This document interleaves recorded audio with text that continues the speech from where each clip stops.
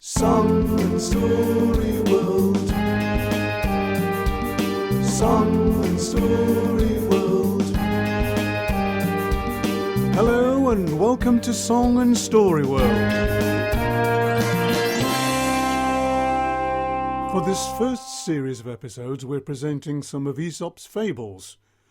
Aesop was a man who lived a long time ago and wrote stories which make people think as well as being fun.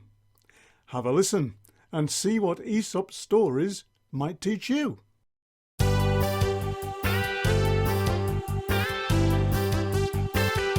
We bring you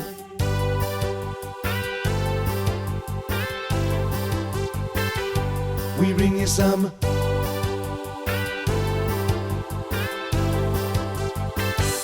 We bring you some of Aesop's fables. Aesop's fables. Digger woke up and shook his long, hairy ears. Then a big yawn and a big slobber all around his nose and chin. He licked his hairy legs. It's a dog's life, he thought, which wasn't really surprising because he was a dog. A handsome dog, a clever dog, a friendly dog, a shy dog, a hungry dog, he suddenly realised. Then he remembered the bone. Of course, yesterday his mum and dad, Mr. and Mrs. Birtwell, not his real mum and dad, of course, they were called Rover and Daisy. Anyway, Mr. and Mrs. Birtwell had presented him with a huge juicy bone at tea time. He was too hungry to eat it straight away because he'd just scoffed a whole tin of mealio dog food, so he'd hidden it behind his bed in the kitchen thinking he could eat it later, and later was now.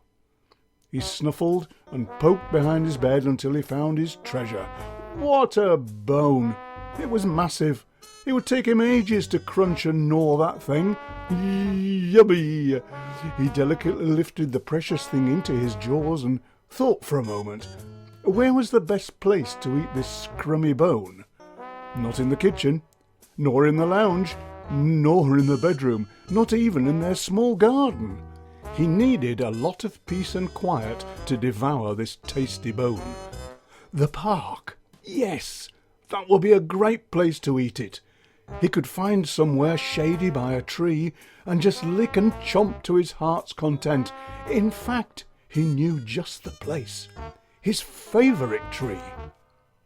He padded to the dog flap, had quite a bit of trouble getting the bone through the opening, but he was finally outside in the sunshine. Yes, this was going to be some feast, he thought, as he trotted off down the path. "Hello, Digger," said Mrs. Beasley from number 34 up the road. "That's a lovely big bone you've got there." She bent down to stroke his back. "Grrrr," said Digger, which meant, "Leave my juicy big bone alone." Mrs. Beasley certainly wasn't interested in pinching his juicy big bone, though. She would much rather eat fairy cakes and jam doughnuts. "Off you go then, boy." She watched as Digger plodded on down the road with his great big bone sticking out of his jaws. "Hello, Digger boy," said old Mr. Benson from the care home. "Have you got a big bone then?" What a silly question, thought Digger. Can't you see it's sticking out of my mouth? Honestly, the questions some of these humans ask. "You going to eat that big bone then, Digger?" "Course I am, you silly sausage. What do you think I'm going to do with it? Paint it and hang it on the wall? Honestly." Mr. Benson bent down to stroke his back. "Grrrr," said Digger, which meant, "Leave my juicy big bone alone." Mr. Benson certainly wasn't interested in pinching his juicy big bone, though. He would much rather eat rice pudding or apple crumble. He watched as Digger plodded on down the road with his great big bone sticking out of his jaws. Some children skipped along the path towards Digger. "Wow, look at the size of that bone," said one of them. "It's nearly as big as the dog," said another. Wish it was, thought Digger. "What's it going to do with it?" said one of the children. Humans, Even little humans do ask such dozy questions. Perhaps they think I'm going to use it as a fishing rod. Honestly. One of the children bent over to pat Digger. "Grrr," said Digger, which meant, "Leave my big juicy bone alone." The children certainly weren't interested in pinching his juicy big bone, though. They would much rather eat crisps and pizza. They watched as Digger plodded on down the road with his great big bone sticking out of his jaws. The park! At last he'd reached the park. Through the fancy gates and along the path with flowers on either side. He did think briefly about burying his bone, because that's what dogs do, you know. But first of all, it would have messed up the pretty flower display, and secondly, he wanted to eat the bone now, or right now. He could see his special tree in the distance, which looked just the job for a hungry dog to sit under. He remembered lying under it before, scratching his back and dozing for a whole afternoon. Now, just got to get across the wooden bridge over the stream, through the park, nearly there, thought Digger. It was a lovely bridge, actually, with wide wooden struts through which you could look down and see the water and tiddlers below. Digger liked doing that.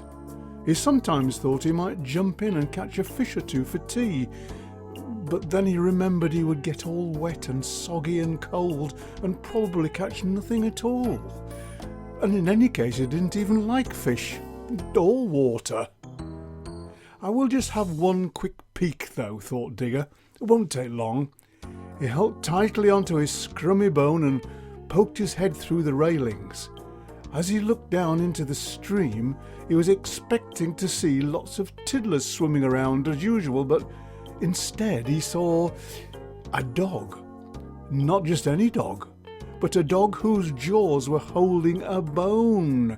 And not just any old bone, but the biggest, fattest, juiciest, tastiest looking bone you've ever seen. It was, well, Digger was lost for words. He thought his bone was pretty big, but that one, it was a record breaker. Now, Digger was a bit on the greedy side. Sometimes at home he would eat Clara the cat's dinner as well as his own, and he was always on the lookout for scraps of food that fell off the table. "I want that bone," he said to himself. "That bone is much bigger than mine, and I want it. I need it. I must have it. That's the bone for me. I really, really want it, and I'm gonna grab it from that other dog." Now, do you remember at the beginning I told you that Digger was a clever dog? Well, he was in a sort of doggy way. He could fetch balls, fetch slippers, hold out his paw for a handshake, or should that be a paw shake, and he could sit up and beg, all the usual doggy stuff. But he was not clever enough to realise it was the reflection of himself he could see in the water, not another dog, and a reflection of his very own bone. So, without any more ado, he let go of his bone so that he could grab that bone from the lucky dog underneath the bridge. Splash! Into the water it went. What a mistake! When the ripples from the splash settled down, all he could see was a dog, with no bone any more. Of course, it was a reflection of himself, and neither of them had a bone, let alone a big juicy one. He thought of jumping right in with the tiddlers to rescue his bone, but then he remembered he would get all wet and soggy and cold, and in any case he didn't like water. As he walked sadly home, a group of children shouted, "Eaten your big bone then, doggy?" Thought Digger. A little later, old Mr. Benson shouted, "Enjoy your bone, Digger." And then Mrs. Beasley from number 34 up the road said, "Good bone, Digger." Thought Digger. He was lost for words, or lost for gruffs. "Oh well," he thought, "that'll teach me. I'll just go home and eat my mealio dog food. Ooh, and perhaps pinch some of Clara the cat's kitty chops too." And then he had another thought. "Know what, Digger? Don't be so greedy. and do not pinch Clara the cat's kitty chops ever again. So he had learned a good lesson. Turned out he was a clever dog after all.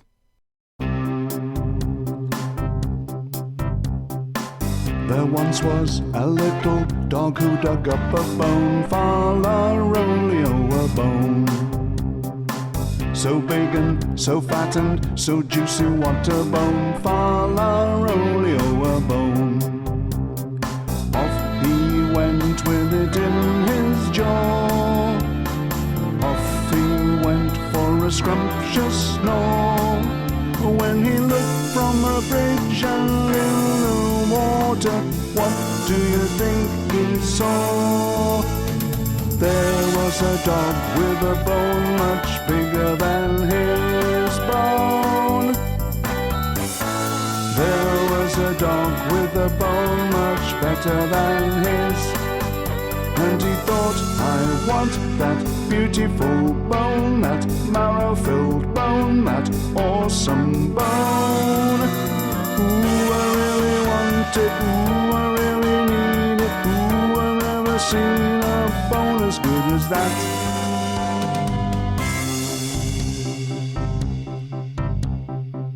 There once was a little dog who wanted a bone, Far-la-rolly-o, a bone. Much bigger, much fatter, so juicy, what a bone, Far-la-rolly-o, a bone. Yes, that bone is the one for me. Yes, that bone is the one for two. So I'll drop my own bone into the water, snatch up the bone I see. There was a dog with a bone much bigger than his bone. There was a dog with a bone much better than his. So he dropped his bone, his lovely fat bone, his juicy big bone, and that was that.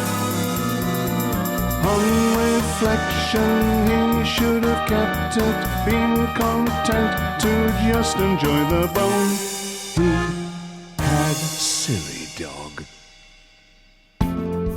Look out for more Aesop songs and stories soon, and don't forget to tell your friends about this podcast. Thanks for listening. Song and story.